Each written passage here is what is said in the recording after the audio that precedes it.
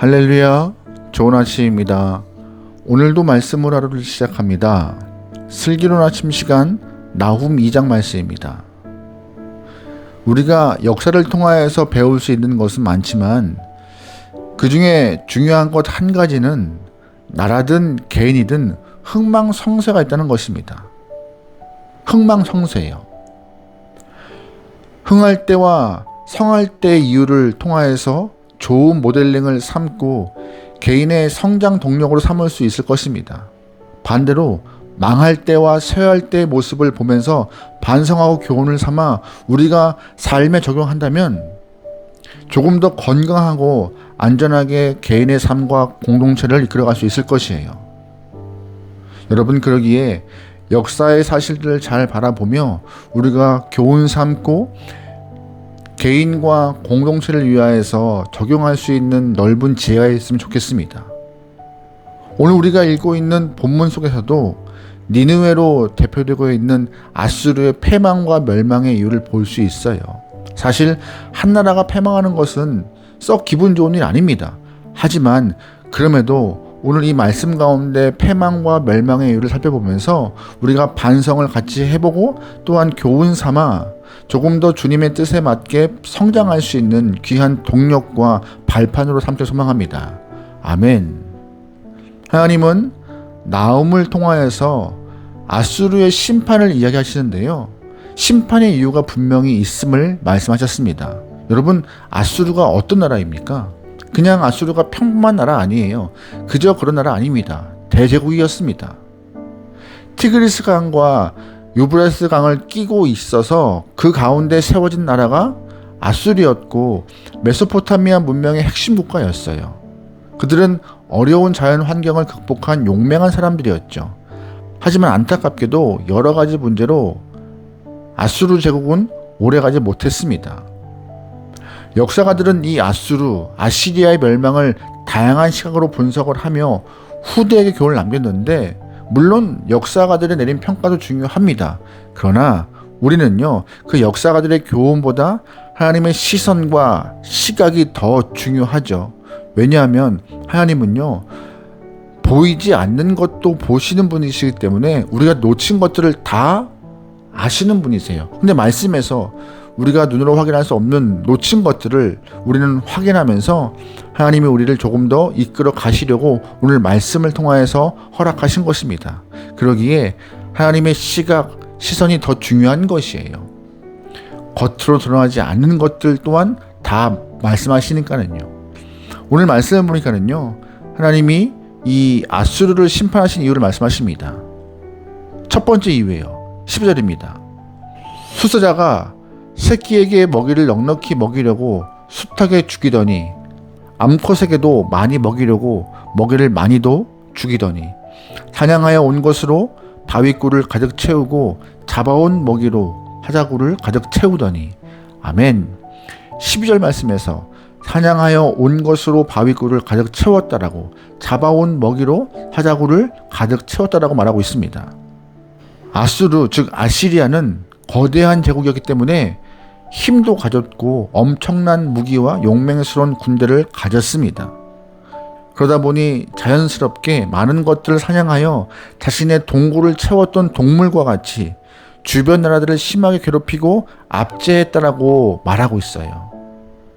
힘이 있으면 절제하고 조심스럽게 사용해야 했지만 아수르는 자신들의 힘을 절제하지 못하고 엄청난 권력과 어마어마한 군사력으로 주변국들을 압제하고 못살게 그러기 때문에 하나님이 그들을 심판하신다라고 12절에서 심판의 이유 첫 번째로 말하고 있는 것이죠.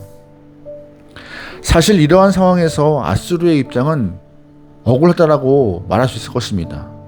아니, 힘과 권력을 가지고 있는데 내가 가진 것 하나 마음대로 못 쓰면 무슨 소용이냐라고 항변할 수 있습니다. 하지만 내가 가졌다고 마음대로 쓰는 것이 옳을까요? 옳지 않다는 것이에요. 우리가 부와 명예, 힘을 가졌으면 이것을 어떻게 사용해야 하는가 고민해야 하는데 그런 고민이 없다는 것이죠. 오롯이 자기의 동굴을 채우는 것에만 혈안되었으면 그거 옳지 않다라고 하는 말씀하시는 것입니다. 성도의 입장에서 내게 있는 힘이, 내게 있는 부가 내게 있는 명예가 하나님의 심판에 구실되면 안 되는 것입니다. 하나님이 우리에게 권세와 힘과 물질을 주셨으면 왜 주셨는지 생각해보는 지혜가 필요한데 그런 지혜가 아수르에게는 없던 것이죠. 지나치게 넘치는 힘과 권력을 가졌는데도 그것을 통하여서 주변을 괴롭히고 빼앗는 것에 혈안되었으니 하나님은 주어진 힘을 다시금 빼앗겠다라고 하시는 거였습니다. 여러분, 가졌다고 마음껏 마음대로 사용할 수 없는 것입니다. 그거는 폭력인 것이에요. 또한 하나님이 아수르를 심판하신 이유 두 번째가 12절 보면은요, 하나님은 아수르를 사자로 표현하고 있어요. 그런데 12절을 잘 보시면 수컷 사자로 표현되어 있는 이 아수르가 암사자와 새끼사자만을 위하여서 사냥했다고 말하고 있습니다. 이 부분을 책망하시는 거예요. 자기 가족과 자기 자식만 위하는 이기적인 아수르의 모습에 심판의 이유가 있는 것이죠. 아수르 즉 아시리아는 자기 백성들과 자기 나라의 부귀 영화만을 위하여서 제국의 덩치를 불린 것입니다. 그러다 보니 아수르 때문에 망한 나라가 한둘이 아니었습니다. 그 중에 북이스라엘도 속하였죠. 북이스라엘은 아수르의 엄청난 힘에 짓밟혔습니다. 대항할 수 없었어요. 그 이후 북이스라엘 사마리아 땅에 아수르 군대가 주둔하였고 사마리아는 황폐화되었습니다. 아수르 군대는 북이스라엘 여인들을 겁탈하기 시작했고 사마리아 전체를 혼혈로 만들어버렸어요. 게다가 북이스라엘 넘어서 남유다의 히스기야 시절에는 히스기야 또한 겁박했고 하나님을 조롱했습니다. 힘 있는 나라가 할 행동이 아님에도 아수르는 힘이 있다고 자기의 가족과 자기의 식구들만 위하여서 힘을 썼던 것이 참 문제가 되었습니다. 사실 그들은 제국의 권세를 가지고 제국 안에 사는 것만으로도 주변 나라의 존경을 받을 수 있었습니다. 하지만 그들은 힘없고 약한 백성들을, 힘없고 약한 나라들을 괴롭혔어. 하지만 그들은 힘없고 약한 나라를 괴롭히고 뺏어서 끊임없이 본인들의 창고만 채워갔지요. 예수님은 누가복음 12장에서 어리석은 부자의 이야기를 하셨는데요. 부자는 가만히 있어도 부자입니다. 그런데 부자가 자신의 곳간을 더 채우기 위해서 창고를 헐고 더 크게 짓죠. 그리고 스스로에게 먹고 마시고 쉬자라고 말하며 자신의 영혼을 위하여서 잔치를 베풀어요. 그때 하나님께서 이런 말씀하시죠. 오늘 밤 내가 너의 영혼을 취할 것인데 그러면 이것이 다 누구의 것이 되겠느냐? 라고 무서운 말씀하시죠. 오늘 본문도 마찬가지예요. 오늘 본문의 아수르도 본인의 창고만 더 늘리고 더 채우기 위해서 애쓰는 모습, 하나님이 어리석다라고 말씀하는 것이었습니다. 하나님께서 우리에게 주신 것들이 있다면 그것으로 자족하여서 하나님께 감사할 수 있는 하나님의 백성이 되어야 하는 것입니다. 연약하고 힘든 사람이 가진 것을 빼앗지 마시고 그들을 돌보는 하나님의 자녀가 되어야 하는 것이에요. 자본주의 사회에서는 많이 가진 것이 미덕이라 말합니다. 하지만 잘못된 생각입니다. 이런 자본주의의 폐해를 극복하기 위해서 우리가 가지고 있는 것을 나누는 것이 성도로서 필요한 모습인 거예요.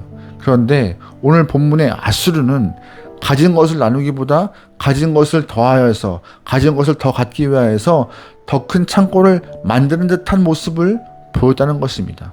욕심 많은 모습을 보였기 때문에 그것이 아수르의 심판의 이유라고 하나님은 말씀 가운데 알려주셨습니다. 여러분, 욕심이 지나치면 화가 됩니다.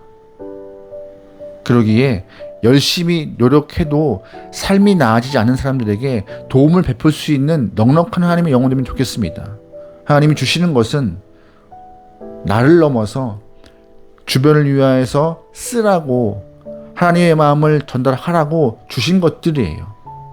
개인의 것이라고 욕심내거나 개인의 것이라고 단정하지 않길 소망합니다. 아멘. 10절 말씀입니다.